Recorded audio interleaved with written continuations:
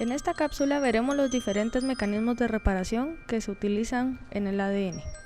Los objetivos de esta cápsula serán comprender la importancia de que todos los sistemas de reparación celulares funcionen adecuadamente, describir los diferentes tipos de lesiones que puede sufrir una hebra de ADN y describir los principales mecanismos de reparación de hebras en humanos. Iniciaremos este nuevo tema comprendiendo cómo puede ocasionarse un daño. El genoma celular está constantemente expuesto a sufrir lesiones ocasionadas por diferentes agentes ambientales, como por ejemplo la luz ultravioleta, las radiaciones ionizantes, la radiación solar y diferentes químicos genotóxicos, como los radicales libres de oxígeno producidos por el metabolismo celular.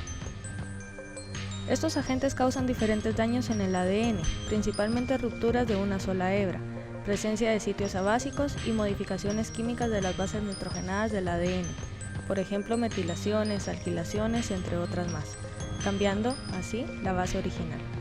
Otro tipo de lesiones que pueden generarse son las uniones interhebra e intrahebra, sobre todo los dímeros de pirimidinas, que se producen cuando se generan enlaces de tipo covalente entre dos bases nitrogenadas, por ejemplo dos timinas. Estas uniones son producidas principalmente por la exposición a luz ultravioleta, hidrocarburos policíclicos aromáticos y especies radioactivas de oxígeno, mientras que las uniones erróneas interhebra son causadas por agentes alquilantes y la radiación ionizante. También pueden producirse rupturas de doble hebra. Estas se producen por la exposición a agentes alquilantes, especies radioactivas de oxígeno, cisplatino y la radiación ionizante. Y por último, pero no menos importante, están los errores de replicación, que sería el fallo en la duplicación de la hebra madre, produciendo una hebra hija diferente. Para poder mantener la integridad de la hebra y por lo tanto la transmisión de la información, evolutivamente han aparecido diferentes mecanismos de reparación del ADN, empleados por las células en respuesta al daño. Estos reciben su nombre en función al trabajo que realizan. Los que describiremos en esta cápsula son: reparación por escisión de bases, conocido como VER, reparación de escisión de nucleótidos, conocido como NER, reparación de apareamientos erróneos, llamado también mismatch, que es el MMR, y reparación no homóloga de extremos, que es el NHEJ, y por último, la reparación por recombinación homóloga, que sería el HR. El mecanismo de reparación por escisión de bases, VER, actúa en lesiones de ruptura simple, sitios abásicos y alteración química de bases nitrogenadas. VER es activado en respuesta a rupturas de hebra simple causados por agentes alquilantes o radicales libres de oxígeno, o en respuesta a cambios químicos en las bases nitrogenadas, por ejemplo alguna desaminación de citosina, alguna despurinización o despirimidización y algunas estructuras de anillo en los nitrógenos, estas entre otras. El mecanismo VER se divide en dos fases. La primera fase inicia cuando la base errónea o dañada es eliminada mediante la acción de diferentes glicosilasas.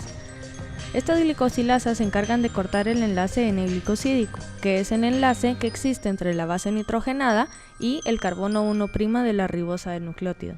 Posteriormente, existe una endonucleasa de restricción, que es la AP1, que es la encargada de eliminar la desoxirribosa fosfato que queda en la hebra.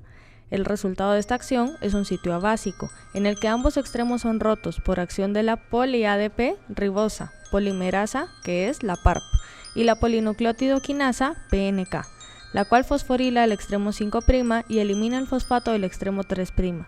Esto para poder dejar un OH libre y que pueda facilitarse la polimerización. La segunda etapa de VER continúa según la longitud del daño que ha sufrido. Cuando el segmento de reparación es corto, los nucleótidos faltantes son añadidos por la ADN polimerasa beta y posteriormente es ligada por el complejo ligasa 3 proteína XRCC1. Esta proteína funciona como un cofactor de la ligasa, formando enlaces covalentes en el extremo 5' y 3' de los segmentos rotos. Cuando el segmento de reparación es largo, los nucleótidos faltantes son añadidos por medio de varias polimerasas, incluyendo la ADN polimerasa beta y la ADN polimerasa delta epsilon con pCNA. Esta pCNA es el antígeno nuclear de proliferación celular y funciona como un potenciador para la actividad de la enzima. Posteriormente, la endonucleasa FEN1 elimina la solapa del ADN desplazado. Finalmente, la ADN ligasa 1 sella el ADN de la doble hélice, de igual forma que lo hace la ADN ligasa 3. Ahora veremos otro mecanismo de reparación, que será la reparación por escisión de nucleótido conocida como NER. Este es el principal mecanismo de reparación del ADN y es activado principalmente en la célula como respuesta a los cambios producidos por la radiación UV, principalmente los dímeros de timidina que mencionamos anteriormente. En general, es el mecanismo que se activa en presencia de uniones interhebra. NER posee dos vías alternas de reparación que difieren en cuanto al proceso de reconocimiento del daño, pero son idénticas en algunos pasos. Primero veremos la vía de reparación global del genoma, que funciona realizando un escáner continuo del genoma completo. Al momento en que se reconoce un daño, se unen a la hebra dañando los complejos proteicos XPC y DDB. Estas proteínas lo único que hacen es reconocer el daño. Después del proceso de reconocimiento, la doble hebra es desenrollada por el factor de transcripción 2H que contiene las helicasas que son la XPB y la XBD. Durante este proceso, XPA, RPA, que es la proteína de reparación, ayudan a que se una XPA al complejo. Esto lo que hace es confirmar la presencia del daño para continuar el proceso. Si XPA no detecta ningún daño, la vía NER en este momento es abortada. Lo importante acá es entender cómo las proteínas van funcionando en complejos proteicos que contienen cofactores que pueden potenciar su acción.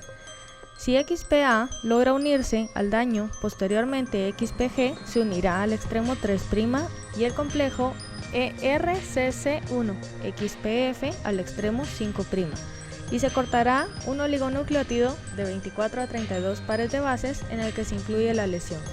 El segmento faltante en la hebra es sintetizado por medio de la ADN polimerasa delta epsilon, a partir de la hebra complementaria en presencia de factores de replicación como el pCNA que antes se mencionó. Cualquier mutación en los genes que codifican para diferentes proteínas XP que se mencionaron en este mecanismo están relacionados a fallas en los sistemas de reparación por NER. Existen genes que codifican para las proteínas XP que van desde la XPA hasta la XPG, y estos son los que se encuentran íntimamente relacionados con patologías como por ejemplo xeroderma pigmentosa. Como habíamos mencionado, NER posee dos vías alternas de reparación que difieren en cuanto al proceso de reconocimiento del daño. La segunda vía de NER repara de forma específica las hebras de ADN de genes que se transcriben de forma activa. La activación de esta vía ocurre cuando la ARN polimerasa 2 es bloqueada durante la transcripción por el daño en la cadena del ADN. O sea, la ADN polimerasa no puede seguir funcionando por el daño encontrado.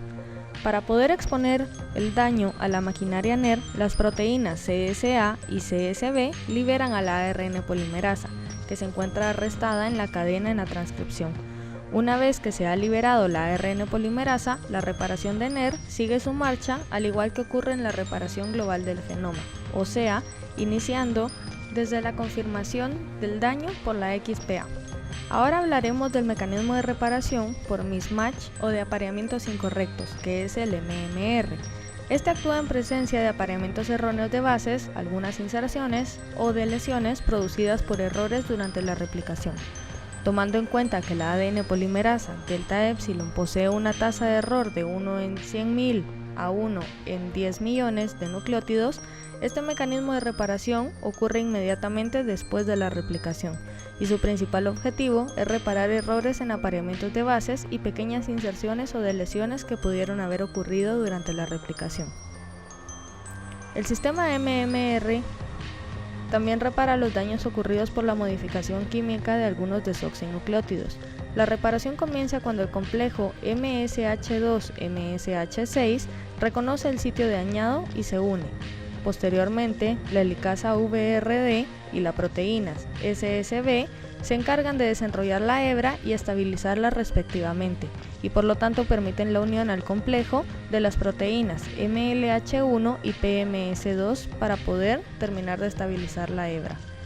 Luego, el fragmento es dañado y removido de la hebra por medio de dos exonucleasas, que se encargarán de cortar los extremos 5', que sería la exo 7, y el 3', que serían la exo 1 y la exo 10. Finalmente, la reparación terminará cuando la ADN polimerasa alfa rellena el hueco generado por la secuencia correcta de nucleótidos y termina siendo sellado por una ligasa. Los defectos en este sistema de reparación se encuentran asociados al cáncer de colon hereditario no formador de pólipos. Por lo general, son defectos en los genes que codifican para las proteínas que reconocen el daño. Ahora hablaremos un poco acerca de los mecanismos de recombinación. Hay dos tipos de recombinaciones. El primero que veremos es la recombinación no homóloga conocida como NEC. Este mecanismo de reparación se da cuando hay rupturas de doble hebra o uniones erróneas interhebra. Cuando una célula ya diferenciada ha sufrido una ruptura bicatenaria particular, estas pueden repararse reconectando los extremos libres del ADN. Sin embargo, estas se reparan de forma correcta si los extremos libres del ADN se reconectan con exactitud. En los seres pluricelulares, el mecanismo predominante para la reparación de rupturas bicatenarias es la unión de extremos no homólogos, la cual produce una molécula bicatenaria con una deleción en la cual faltan unos pares de bases. Esto obviamente puede introducir una gran cantidad de mutaciones.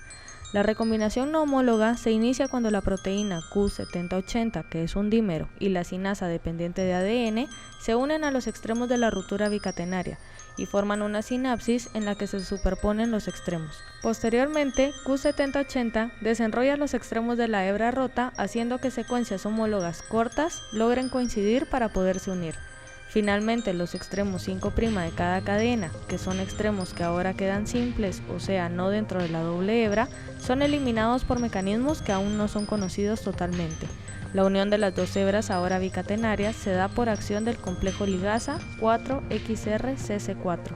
Este mecanismo de reparación se conoce como una respuesta SOS, también llamado síntesis de ADN propensa al error. Como podrán haber observado, la reparación es mucho menos precisa, lo que redunda en una elevada tasa de mutación.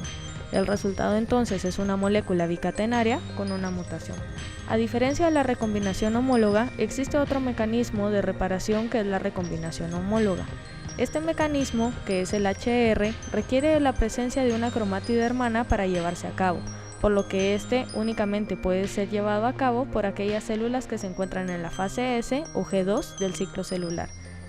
El proceso de recombinación inicia con la reserción de los extremos 5' en la cromátide lesionada, que es desplazada por proteínas con actividad de helicasa, seguida de la invasión catenaria en la cromátide intacta. Este proceso requiere que un montón de complejos proteicos se involucren. Posteriormente se inicia la síntesis de la cadena de ADN dañada usando la cromátide intacta como plantilla. La unión de la cadena en síntesis produce un entrecruzamiento doble entre cromátides, dando lugar a una estructura intermediaria conocida como estructura de Holiday. Este proceso es muy similar al crossing over que se da durante la recombinación meiótica. Con esto hemos terminado de ver los mecanismos básicos de reparación que utiliza una célula.